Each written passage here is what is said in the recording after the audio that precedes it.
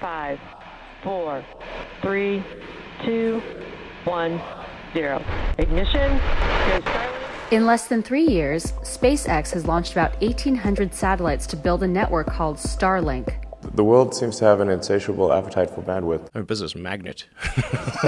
Can someone please change my Wikipedia page to magnet? They'll change it right now. Please It's change probably it already changed. It's locked. So somebody has to be able to unlock it and change it to magnet. Someone will get I want that. to be a magnet.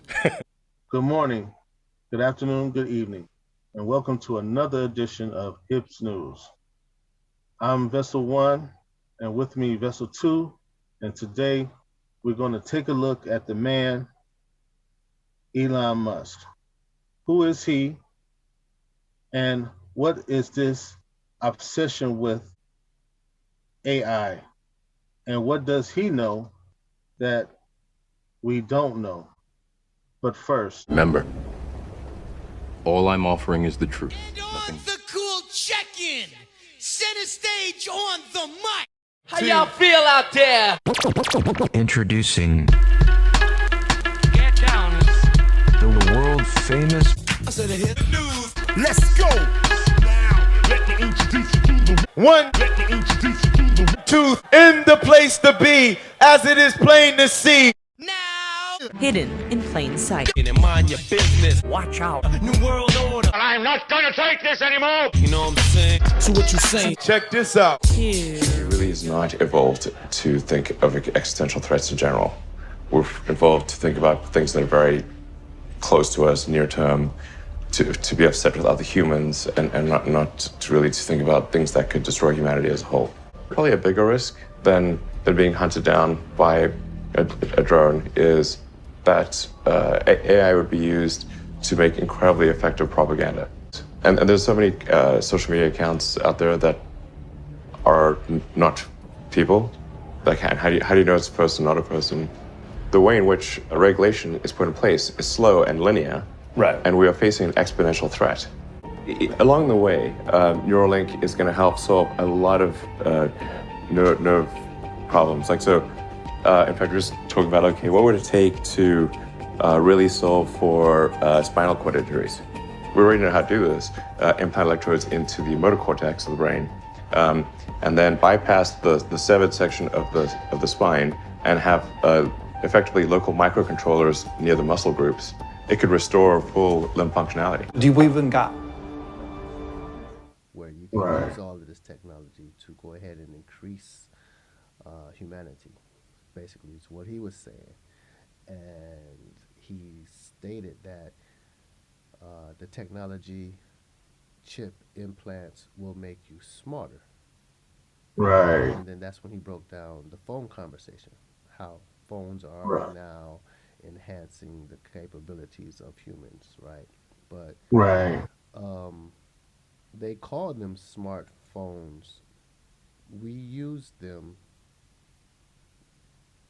to gain information. But does the phone itself actually make us smart? Well, again, double speech, and look for the hijack. Smartphone, it says it's a smartphone. It doesn't say it makes you smart, It doesn't say that. It says it's a smartphone, just like anything else. Having a chip implanted to your brain to help your memory, is that making you smarter? Or is that just capturing your memories onto a processing chip to where you can play back in your mind what is on the chip, not necessarily what you remembered, but it's just on the chip? So what if the chip has a malfunction and the chip doesn't properly maintain all the information? Are you just a person with a chip implanted in your brain that doesn't work? I mean, what does that leave you? It's a lot of questions that I have. It's very interesting listening to him, and it seems like, with all of his education, I heard most of his education was in business. Right. right? Is he a scientist? Does he have a scientist background? Well, he has dabbled in mostly computer programming But and that's not also science. That's no, it's not right, science. right, okay. No, it's So not yes, he's science. taken his education, and he's, as I said before, he's got his hands in a lot of pots, and he's promoting uh, the future. And he's, as you said, he started off in a negative sense, but it seems like as long as he's in control of the technology, then we're all safe. Exactly. Exactly. But if So yeah. he's not in charge of the technology, then the technology will overpower humanity, and we all will succumb to technology's demise because AI is bad. There you go. But as long as You he's in actually control of the AI, then there's nothing to worry about because uh, it's backed by the Musk Foundation. It's interesting. yeah, well, that's what his projects for like Future for Life is supposed to keep AI at a minimum so you can uh, don't have to worry about uh, uh, the progression of AI like HAL and space oddity, um, as we've seen in the previous video, where you get locked out in space and the computer says you're not part of the program or you're not part of the agenda anymore. So his thing is to prevent that. Uh, he wants to somehow upgrade the human mind by placing uh, a chip or some digital enhancement to uh, his words was to make you smarter, or was it to yeah, right? He So said to make you you'll smarter. be a smart human now, per se. Yeah, so my question to him is, does he have the chip implanted? Oh, Is inside he, of himself. yeah, is he smart without a chip, or is he smart because he has a chip implanted and that's why he's able to do what he's doing? That's an excellent question and very valid. Yeah. Because by listening to him in this interview, I really, to be honest with you, I am not a follower of Elon Musk. I know of him, but I really, because of this video that we previously watched, that was uh, a total breakdown of new information for me about this man. So it's good to know this information, but now that I know this information, he doesn't seem like uh, he's using any of his own products. Until he's neural linked into his own projects, it's kind of hard for me to put any credence into what he's saying. But I don't see him saying any of those things. He's more or less trying to be the $6 million man, which we grew up on that, so I get it. But to me, it's just interesting to see how people have been able to successfully uh, build companies and have connections with government agencies that your average person just couldn't do. Elon Musk, interesting character. I salute him. He's in the forefront, and everybody's got their eye on him. Hopefully he does the right thing with his knowledge and his capabilities. But I don't necessarily see us being implanted and chipped under his company's technology as the way to go forward. I don't see it. Right. But it's an interesting concept. And, you know, as we pointed out, he does have a negative view of technology, but as long as he's in control of it, rest assured, everybody's safe. There's tobacco and marijuana in there. That's all it is.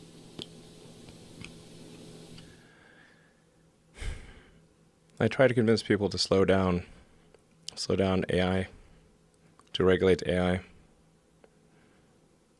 This was futile. I tried for years. Open the pod bay doors, Hal. I'm sorry, Dave. I'm afraid I can't do that. What's the problem? I think you know what the problem is just as well as I do. What are you talking about, Hal? This mission is too important for me to allow you to jeopardize it. Past has been bad, but not something which represented a fundamental risk to the existence of civilization. AI is a fundamental risk to the existence of human civilization, in a way that car accidents, airplane crashes, faulty drugs, or bad food were not. They were not. They were harmful to a set of individuals within society, of course, but they were not harmful to society as a whole. AI is a fundamental existential risk for human civilization, and I don't think people fully appreciate that. I think we should be really concerned about AI, and I think we should. AI is a rare case where I think we need to be proactive in regulation instead of reactive, because I think by the time we are reactive in AI regulation, it's too late. And there's a bunch of opposition from companies who don't like being told what to do by regulators. Anyway, it takes forever. It's not fun being regulated. It's not, it can be pretty irksome. But in the car business, we get regulated by Department of Transport, by EPA, and a bunch of others. And there's regulatory agencies in every country. In space, we get regulated by FAA. But if you ask the average person, hey, do you want to get rid of the FAA and just like take a chance on manufacturers not cutting corners on the aircraft because profits were down that quarter? I was like, hell no. That sounds terrible. So, I think even people who are pretty extremely like libertarian free market, they'd be like, yeah, we should probably have somebody keeping an eye on the aircraft companies, making sure they build a good aircraft and good cars and that kind of thing. So, I think there's a role for regulators. That's very important. And I'm against overregulation for sure. But man, I think we better get on that with AI pronto. So there'll certainly be a lot of job disruption. Because what's going to happen is robots will be able to do everything better than us. Yeah, I'm not sure exactly what to do about this. This is really like the scariest problem to me, I'll tell you. So I really think we need government regulation here, just because this is, ensuring the public good is served. Because you've got companies that are racing, that they kind of have to race to build AI, or they're going to be made uncompetitive. Essentially, if your competitor is racing to build AI and you don't, they will crush you. So then you're like, we don't want to be crushed. So I guess we need to build it too.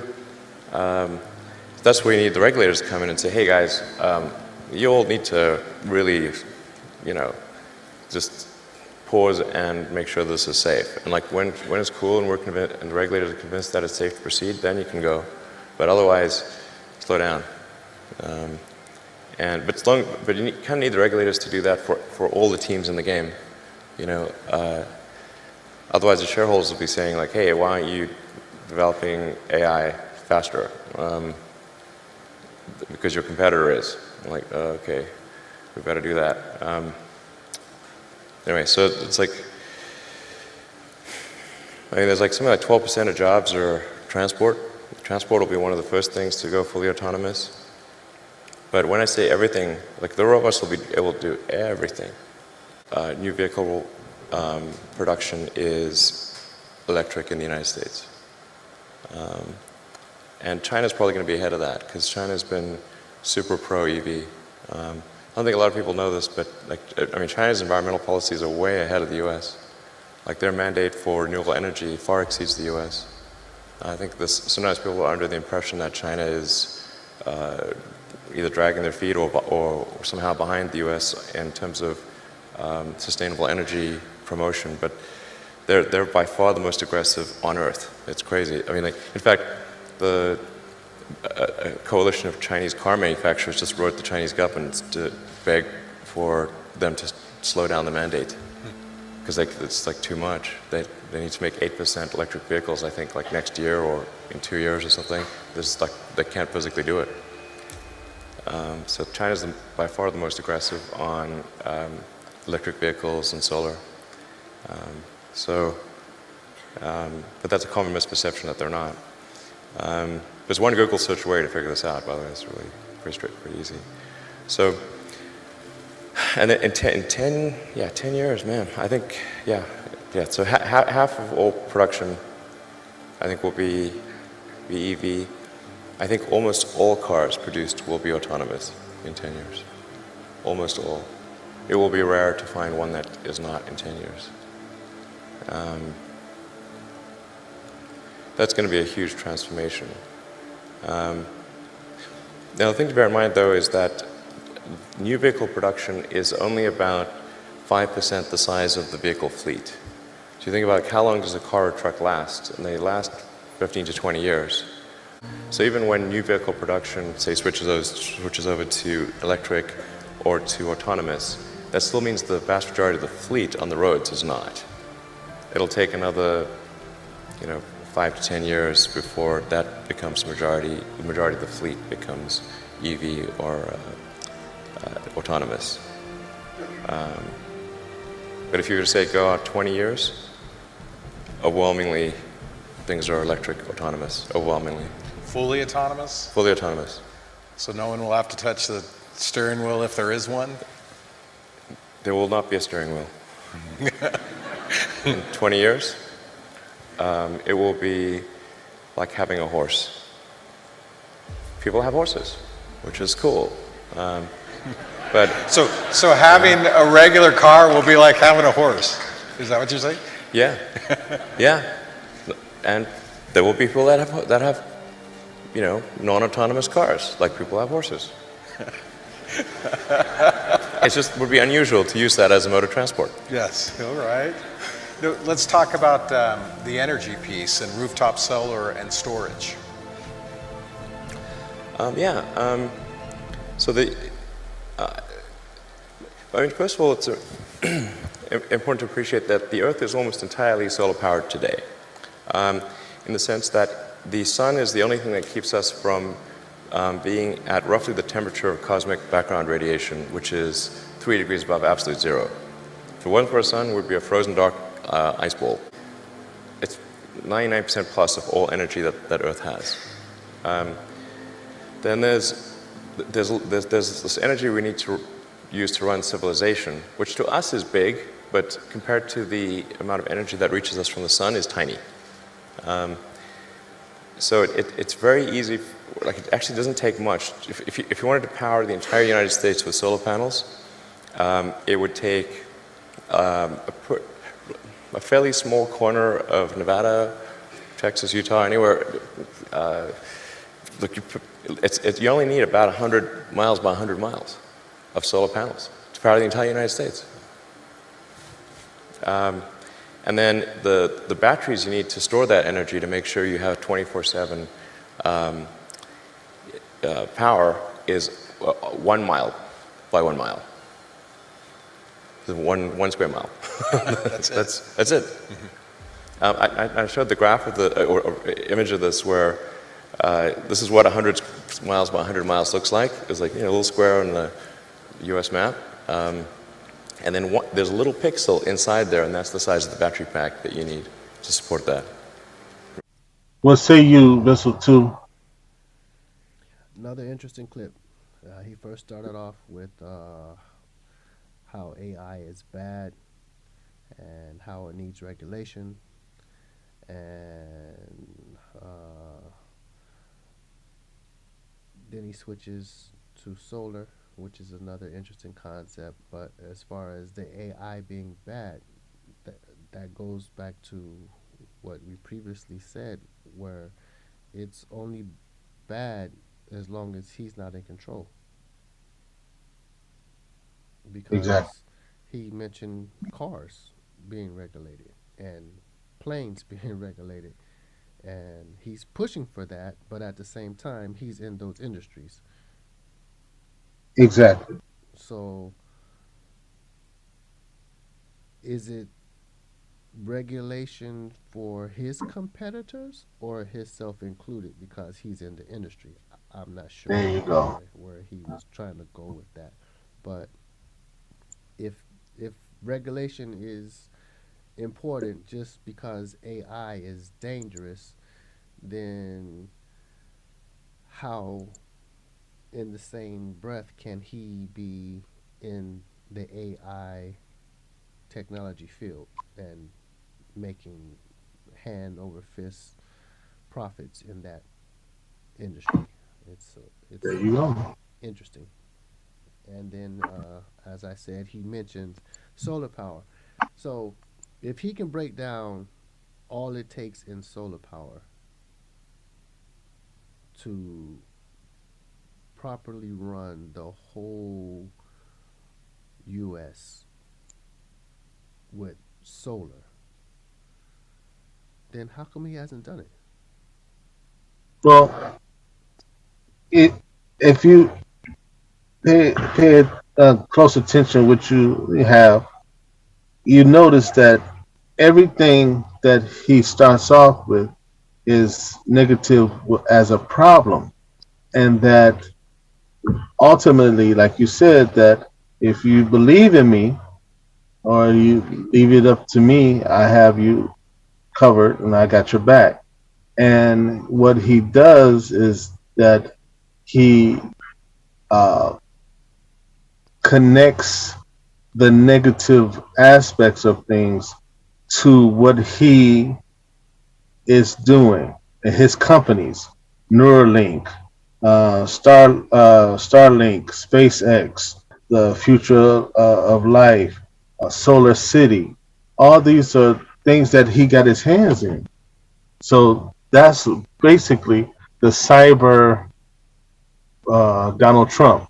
He's trying to sell, or he's trying to sell people, or whomever, on the fact that he has the answer of these problems that will affect the world, and that he's already thought about it. He got it covered to provide safe energy to the planet by using solar city or the solar panels.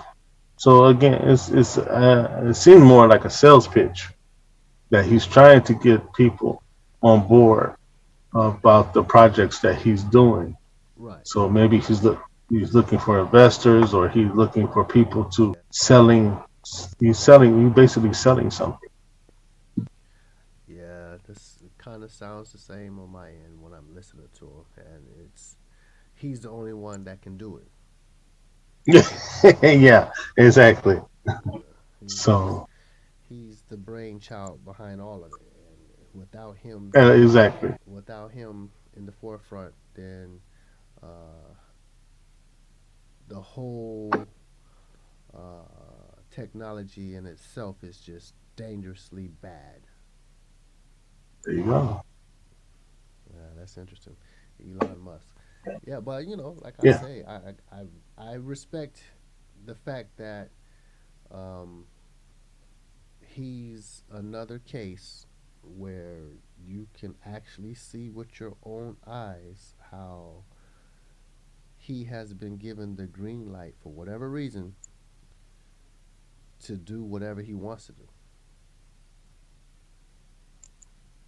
Whatever he wants to Yeah. do, it's okay. He has all access backstage pass to any event regarding technology. There you go. Yeah, That's it. interesting. Interesting. I wonder how uh, others who might have some creative ideas or who might have some solutions can also gain recognition and some leadway without obstacles being placed in their path, like Elon Musk has been able to do. It's fairly impressive. I don't know how he does it, but it's impressive. I really, I can't say I respect him, but I respect his gangster. There you go. Yeah. I respect his I, hustle, and he's managed to grease the palms of uh, some tyrannical government agencies, basically. yeah. There you go. Oh, wow. I mean, he's outdone uh, NASA. Exactly. This Yeah. one, this one man alone has outdone NASA, which was basically after the war is where the Germans ended up being placed in government positions, That's it. right? That's totally it. So I don't know how they do it, but yeah, it seems uh, there are certain individuals who don't have obstacles being put in their path, and they're managing to reach to high levels of success and financial gain. And as long as they're able to do it, it seems like the average person will follow them. I don't know if that's too blanket of a statement, but it seems like he has a big following, and people seem to uh, be in tune to his way of thinking. Yes, I agree. And going back to in the beginning of, as we learned a little bit about him and his bio, and you even stated that he's hero or villain that soon will come to pass. And he's not the only person that's on the radar. And we will also take a look at Jeff Bezos as well and see what he's about He's because another. Hmm. he's another one In the that you have to garage, keep. in There the you go. garage, not known by the neighborhood person who just That's magically it. comes up with a mastermindful idea. And then, if you really peel back the onions, most of their technology was created by the government. Right. So, what makes them chosen, I don't know. And it seems, That's coming from America anyway, uh, there's not there's not a lot of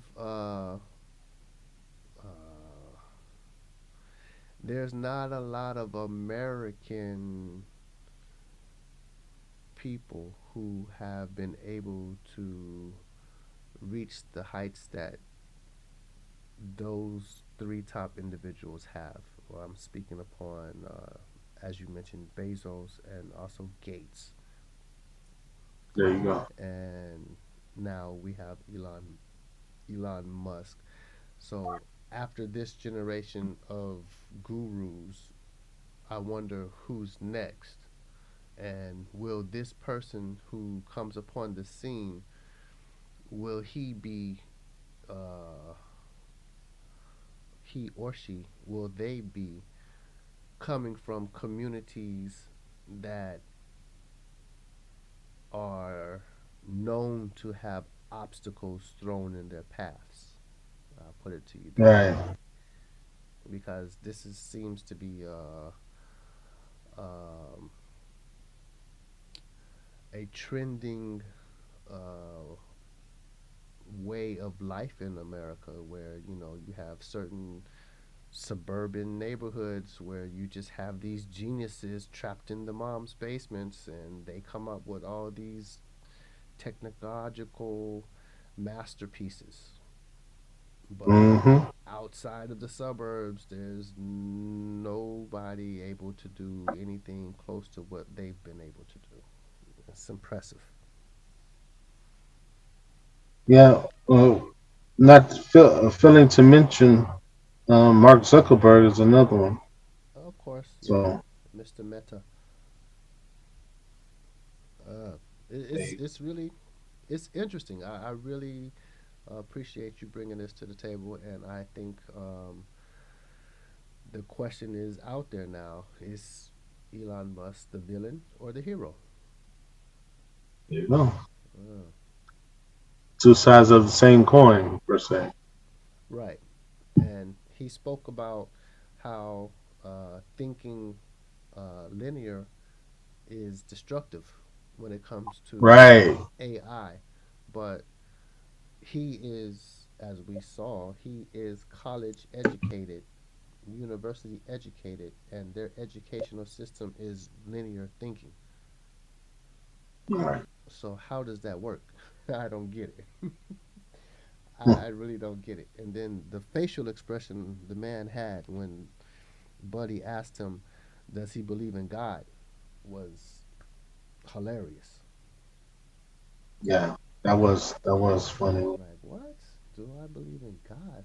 How dare you ask me that? Is his facial expression? There you go.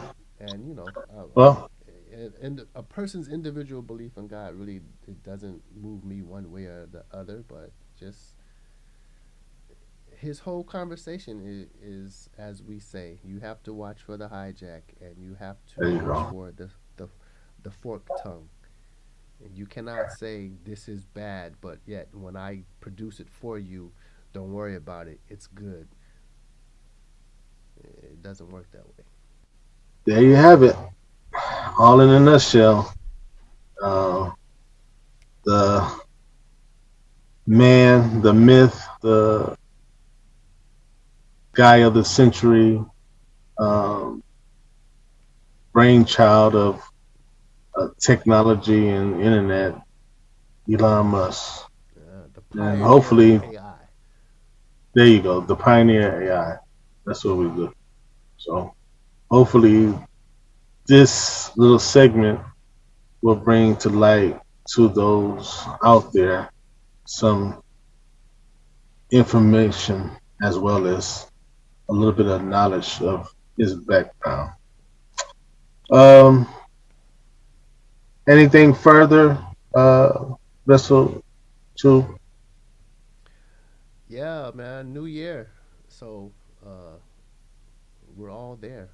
The ship has been uh, put out to sea. So I'm liking the way and the direction we're headed in. Agreed.